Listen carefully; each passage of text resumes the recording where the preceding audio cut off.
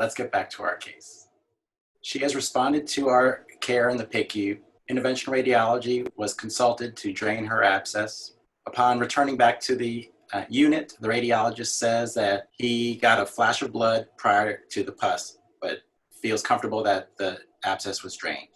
An hour later, the heart rate goes up to 120, the blood pressure drops to 90/70. A 20 cc per kilogram bolus is given. The labs come back with a hemoglobin of 6.2 and a hematocrit of 18.1 and an INR of 2.7. At this point, the heart rate has shot up to 150 and the blood pressure is 85/70. A repeat CT shows that the pelvis is now full of blood. Howard, how do we start to think about transfusion in this patient? In a massively bleeding patient, the first phase of transfusion is hemostatic resuscitation, which takes place before hemostasis has been achieved. In kids, replacement volumes greater than 40 milliliters per kilogram are considered massive transfusions.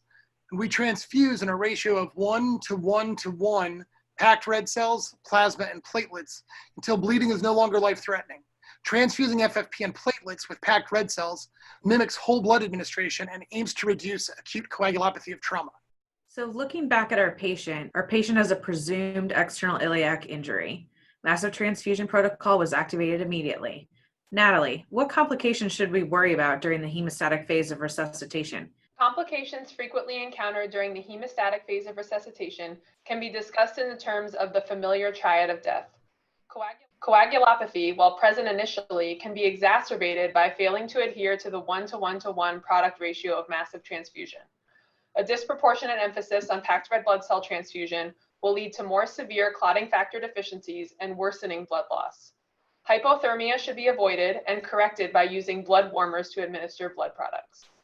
Acidosis due to hypoperfusion and increased lactic acid can also occur.